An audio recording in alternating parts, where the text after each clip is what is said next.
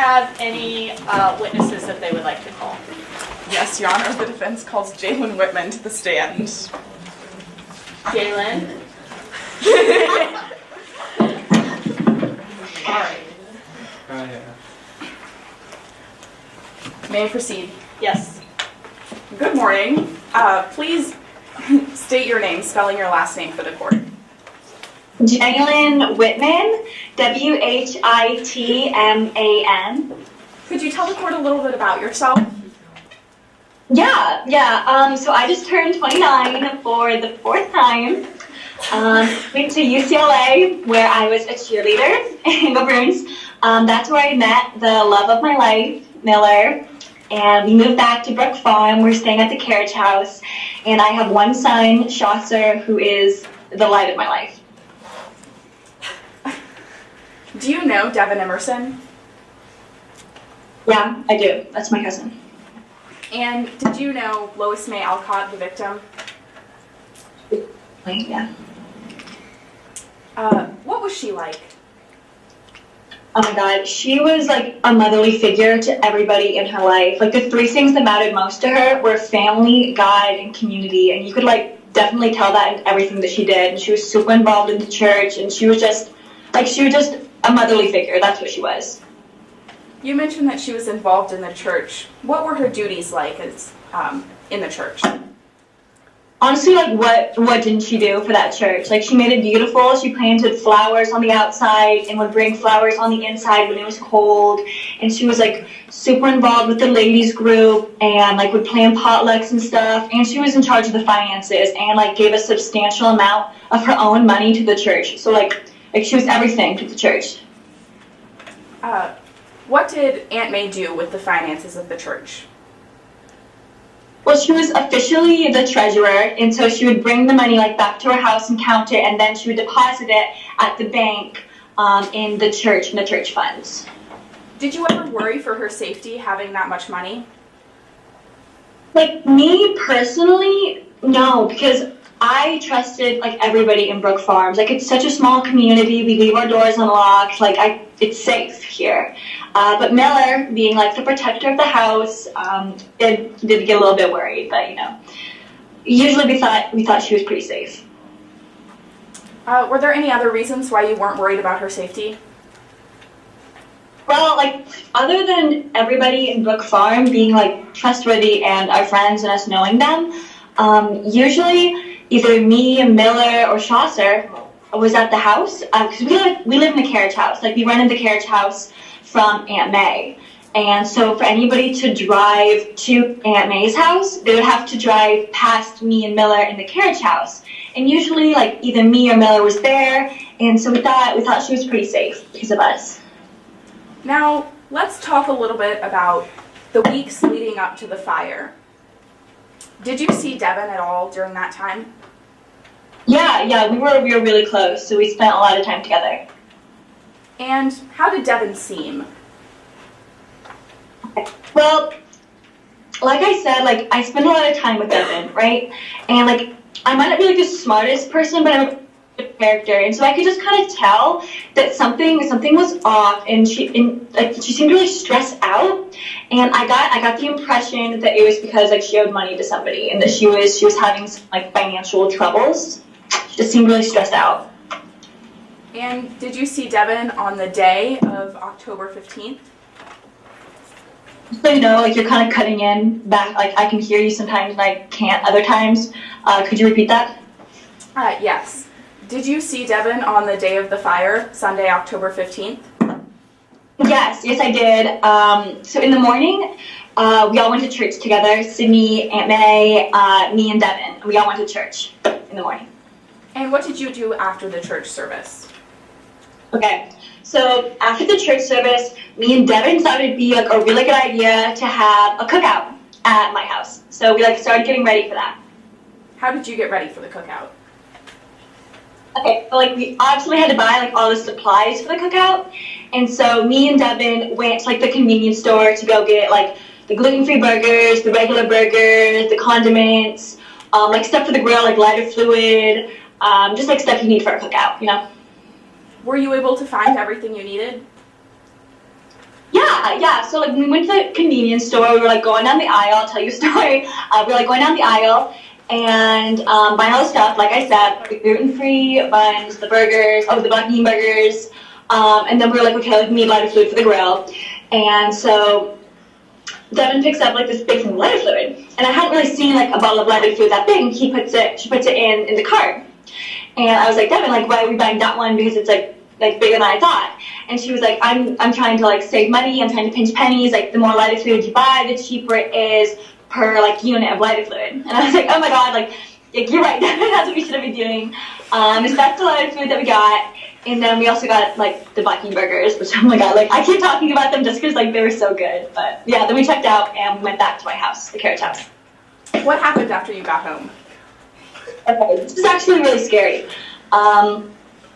So we got home and I noticed that the SUV was leaking oil up onto the driveway. And like I don't know if you have kids, but like I Chaucer is around, and I have to be like very cautious of like the things we have around the house, you know. And like I've heard so many horror stories about like little kids like Chaucer like getting into like antifreeze or something and just drinking it. And so I was like, okay, we can't have this oil on the driveway. What did you do? Okay, so me and Devin were like, okay, like we gotta get stuff. And so we put our heads together and we decided, okay, what do we have too much of? Lighter fluid. We'll use the lighter fluid to like wash away the oil. We'll use the lighter fluid to like wash away the oil from the driveway. And so that's what we did. We like poured a bunch of it on the driveway and tried to get it to like wash off. But apparently like that's not how things work. Like I was thinking like dissolves lake, you know, like from UCLA. I was like trying to put that knowledge to use, but that's not exactly. But we know that now. We know not to put lighter fluid on oil to get it to go away.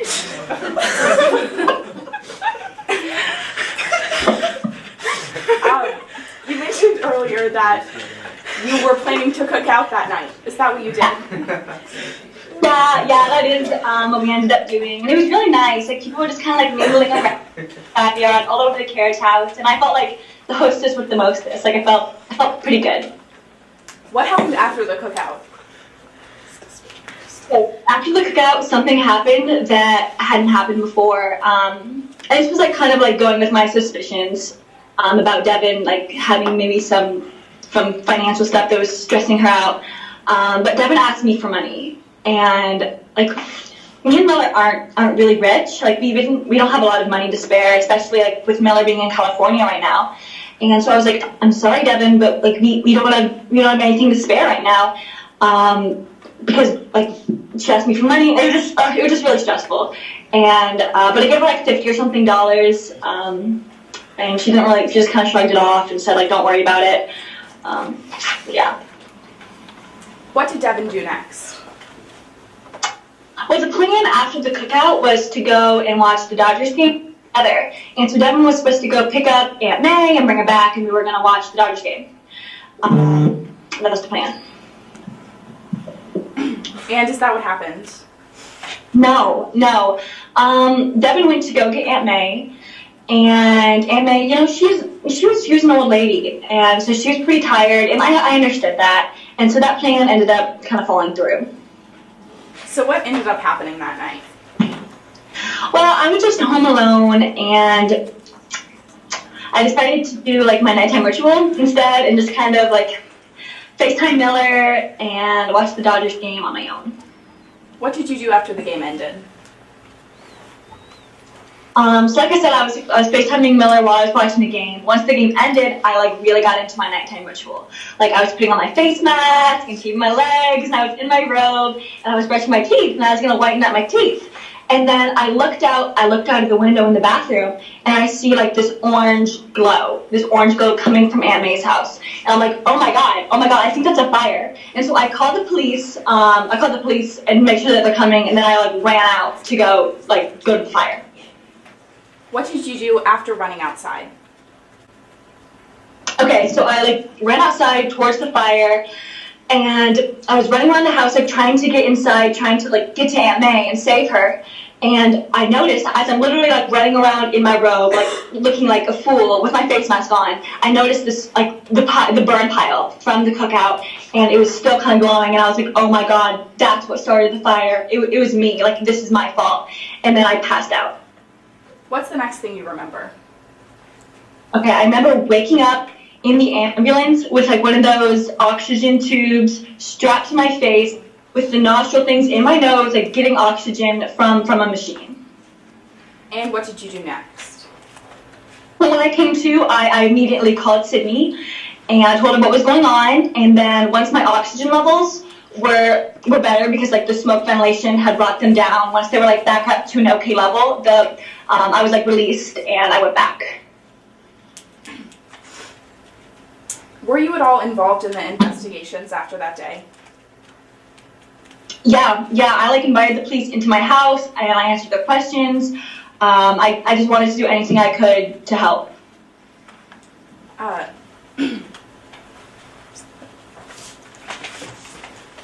the record reflect that I'm showing opposing counsel a copy of what has been marked as Exhibit 2. May I approach the witness? Yes. I'm handing the witness a copy of what has previously been.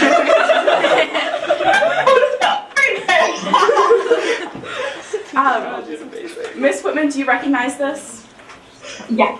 This is the lighter fluid that me and Devin bought at the convenience store.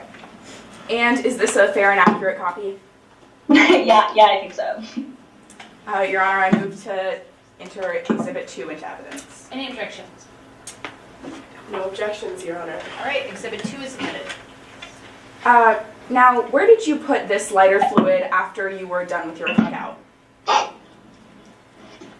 Okay, so like I said, like I'm very cautious about like dangerous things that we might have around the house just because of Chaucer. And like I said, I didn't want him like getting into it or anything. And like as you can see on the label, on the bottle, it says harmful or fatal if swallowed. Keep out of the reach of children. And so I abided by that. And so I put it on a really high shelf up in my garage, like away from Chaucer.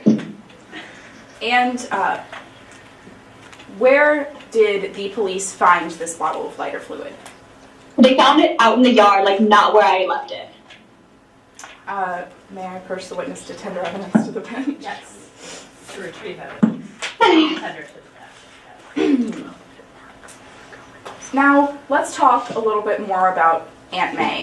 You talked earlier about how generous and how kind she was, and you also mentioned that when you saw the burn pile, you thought the fire might have been your fault. Do you still think that? No. Like, after thinking about it more, and after the police told me that that wasn't like the cause of the fire, I realized that not only was I not responsible for the murder of Aunt May, but nobody in Brook Farm could have been responsible for this. Because like if it were about money, anybody who knew Aunt May, which is everybody in Brook Farms, would have known that if they needed money, she would have just given it to them. Objection. Like that's all she cared about: community, family, God. Like. No, like I know now that it wasn't me and it wasn't anybody in the farm. Gabby, objection. Speculation. Response. Yes, the witness has established that she knew Aunt May well and was a family member of hers, and that she also knows the town of Brook Farm quite well, and she has the knowledge to testify about Aunt May's character and also the character of the residents of Brook Farm. Response for that? I have no response. Then I will overrule the objection, and she's already answered, so we don't need to do that again. Okay, I have no further questions. All right. Cross-examination. Oh. She turned off before cross. So we have 12 minutes.